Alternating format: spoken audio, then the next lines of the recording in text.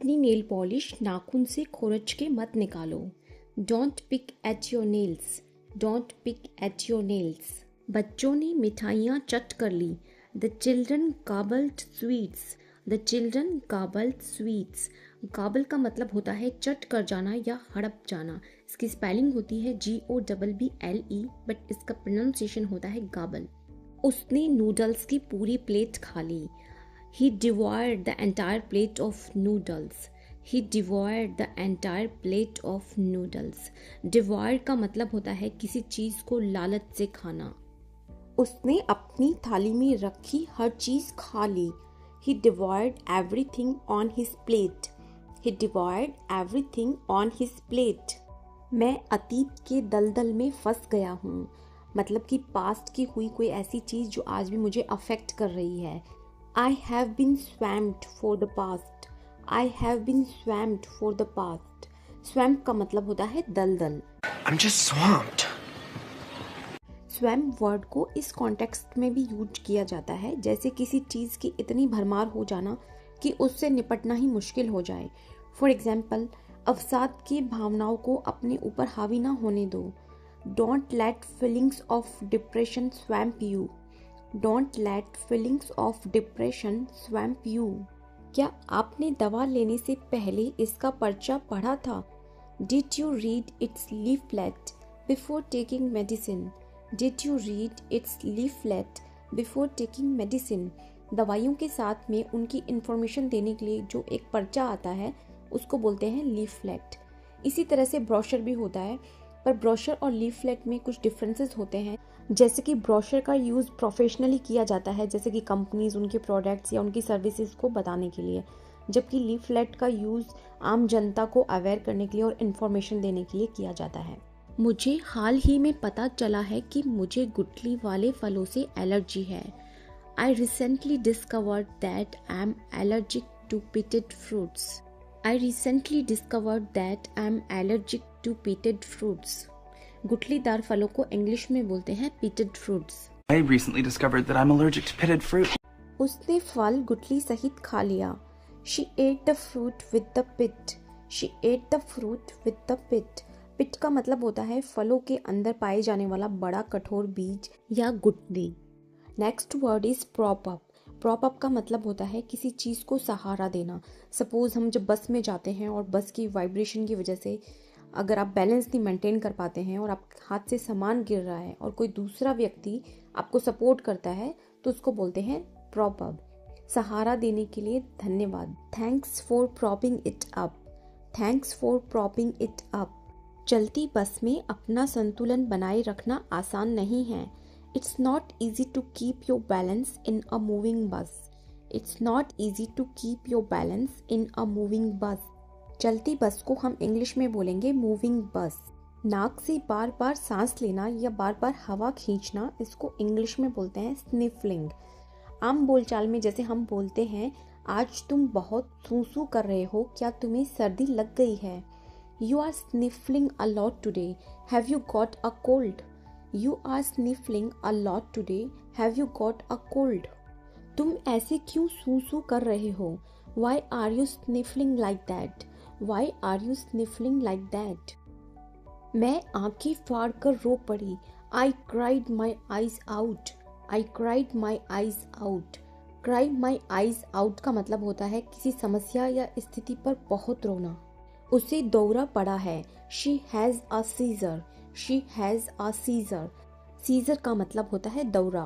उसकी चाची की दौरे से मृत्यु हो गई। His aunt died of a seizure. His aunt died of a seizure. मुझे अपना बैग उठाना है। I need to pick up my bag. I need to pick up my bag. हवाई अड्डे पर निरंतर चलने वाली पट्टी जहाँ से यात्री अपने बैगेज कलेक्ट करते हैं, क्लेम करते हैं, उसको इंग्लिश में बोलते हैं कैरोसेल। इसका हिंदी नाम है हिंडोला। हिंडोला वहीं है। The carousel is right there. The carousel is right there. पर्दे बंद करो। Shut the curtains. Shut the curtains. कृपया रोशनी कम कर दीजिए। Dim the light please. Dim the light please. कम करने को इंग्लिश में बोलते हैं डिम। फोटो क्लिक करते हुए हम अपने फ्रेंड्स को बोलते हैं कि पोज बनाओ। इसकी इंग्लिश होगी strike a pose, strike a pose. मुझे लो राइज पैंट पसंद नहीं है।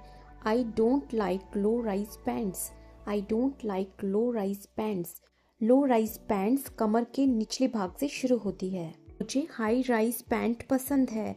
I like high rise pants, I like high rise pants. High rise pants कमर के ऊपरी हिस्से से शुरू होती है। सभी लोग एक ही फाइल लाइन बनाएं। Everyone make a single file line, everyone make a single file line. Single file line का मतलब होता है एक पंक्ति या लाइन जिसमें एक व्यक्ति दूसरे के पीछे खड़ा हो। स्कूल के बच्चों को सिंगल फाइल लाइन में चलने को कहा गया। The school children were told to walk in single file line. The school children were told to walk in single file line. एक दूसरे के पीछे खड़ा है। One standing behind the other, one standing behind the other. वह line रोक कर खड़ी है। जब कोई व्यक्ति लाइन में से मूव नहीं करता है या आगे नहीं बढ़ रहा होता है तब हम बोलते हैं वह लाइन रोक कर खड़ी है। She is holding up the line, she is holding up the line. Hold up का मतलब होता है किसी चीज को विलंबित करना। लाइन मत रोको मैडम, आगे बढ़ो। Don't hold up the line ma'am, go forward. Don't hold up the line ma'am, go forward. आगे बढ़ो को इंग्लिश में बोलते हैं गो फॉरवर्ड। दुर्घटना के कारण कई घंटों तक यातायात बाधित रहा, मतलब रुका रहा। Traffic was held up for several hours by the accident. Traffic was held up for several hours by the accident. यहाँ पास्ट की बात हो रही है तो हम होल्ड अप की सेकंड फॉर्म लगाएंगे, मतलब हेल्ड अप। यातायात को बोलेंगे ट्रैफिक, कई घंटों के लिए हम इंग्लिश में बोलेंगे सेवरल आवर्स। यातायात और खराब मौसम से सड़क पर बना गड्ढा, उसको इंग्लिश में बोलते हैं पाथोल। पाथोल। गड्ढों से सावधान रहें। Watch out for the potholes, watch out for the potholes. लड़ाई झगड़े या आर्ग्यूमेंट में किसी को मिडिल फिंगर दिखाकर आपत्तिजनक इशारा करने को इंग्लिश में बोलते हैं flip someone the bird. Don't flip me the bird, don't flip me the bird. समुद्र तट को इंग्लिश में बोलते हैं बीचलर्स। क्या मैं समुद्र तट पर बैठ सकता हूँ? Can I sit on bleachers, can I sit on bleachers. सड़कों के किनारे विज्ञापनों के जो बोर्ड होते हैं उनको इंग्लिश में बोलते हैं बिल बोर्ड। यहाँ से मैं बिल बोर्ड देख सकता हूँ। From here I can see bill boards, from here I can see bill boards. मैं पानी के 6 पैक ढूंढ रहा हूँ। पानी के या जूसेस के जो इकट्ठे पैक आते हैं, यहाँ उसकी बात हो रही है। I am looking for a 6 pack of water, I am looking for a 6 pack of water. एक जगह से दूसरी जगह ले जाए जाने वाले टॉयलेट को बोलते हैं पोर्टेबल टॉयलेट। वहाँ पर एक पोर्टेबल टॉयलेट है। There is a portable toilet over there, there is a portable toilet over there. मुझे बेचैनी महसूस हो रही है। I am feeling queasy, I am feeling queasy. Queasy का मतलब होता है ऐसा महसूस होना जैसे कि आप अस्वस्थ हो या फिर आपको उल्टी होने वाली है। एस्केलेटर से दूर रहें। Stand clear of escalators, stand clear of escalators. Stand clear का मतलब होता है दूर हटो, किसी चीज से थोड़ी दूरी पर चले जाना ताकि आप सुरक्षित रहें। दूर हटो, ये बिल्डिंग किसी भी वक्त गिर सकती है। Stand clear, this building might fall any time. Stand clear, this building might fall any time. दिखने में साफ सुथरा और आकर्षक व्यक्तित्व को इंग्लिश में बोलते हैं डैपर। यह आमतौर पर पुरुष को संदर्भित करता है। वह दिखने में साफ सुथरा और आकर्षक है। He is a dapper, he is a dapper.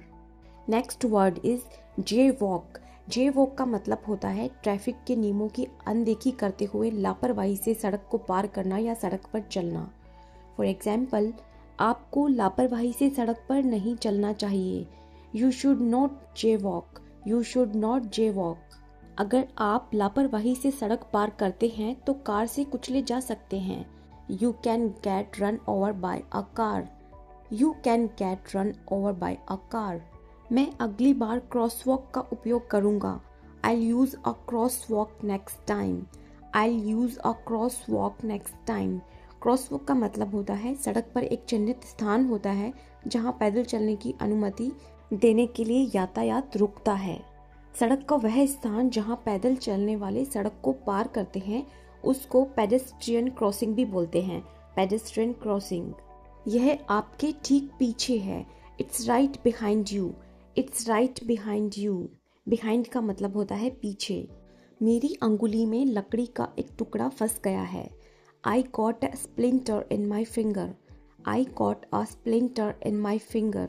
लकड़ी का टुकड़ा या फांस उसको इंग्लिश में बोलते हैं स्प्लिंटर। किसी चीज़ को कसकर दबाने के लिए इंग्लिश में वर्ड होता है स्क्वीज। इसे कसकर मत दबाओ। Don't squeeze it. Don't squeeze it. बस इसे बाहर खींचो। Just pull it out. Just pull it out. ऐसा व्यक्ति जो हर वक्त चिंतित रहता है और चिंता करता है उसको इंग्लिश में बोलते हैं वरी वॉट। वह चिंता करने वाली है। She is a worry what. She is a worry what. ऐसा पर्सन जो पार्टी का मजाक खराब करता है, न खुद इंजॉय करता है, न करने देता है, उसे बोलते हैं पार्टी पूपर। वह पार्टी का मजाक खराब करने वाला है। He is a party pooper. He is a party pooper. कमज़ोर और डरपोक व्यक्ति को इंग्लिश में बोलते हैं विम्प। वह एक डरपोक है। He is a wimp. He is a wimp. ऊर्जावान को इंग्लिश में बोलते हैं गो गेटर। मैं बहुत ऊर्जावान हूँ। I am a go getter. I am a go getter. मेरा फ़ोन डिस्चार्ज हो गया है, क्या आपके पास चार्जर है? My phone is discharged, do you have a charger? My phone is discharged, do you have a charger? बिल्कुल, ये लो। Sure, here you go. Sure, here you go. अब अगर हमें पूछना है कि मैं चार्जर को कहाँ लगा सकता हूँ तो इसके लिए हम बोलेंगे where can I plug it in. Where can I plug it in. Plug in का मतलब होता है विद्युत उपकरण के किसी टुकड़े या मुख्य विद्युत आपूर्ति से किसी को जोड़ना। वहाँ पर एक आउटलेट है। There is an outlet over there. There is an outlet over there. Outlet का मतलब होता है एक पावर पॉइंट। कहने का मतलब है वहाँ एक पावर पॉइंट है जहाँ आप अपना चार्जर। क्या आपका फ़ोन चार्ज है? Is your phone charged? Is your phone charged? यह 40% है इसलिए मुझे घर पहुँचाने के लिए पर्याप्त है। It's at 40%, so that's enough to get me home. It's at 40%, so that's enough to get me home. So that's all for today. See you in next video with new sentences. Till then, bye bye. Take care.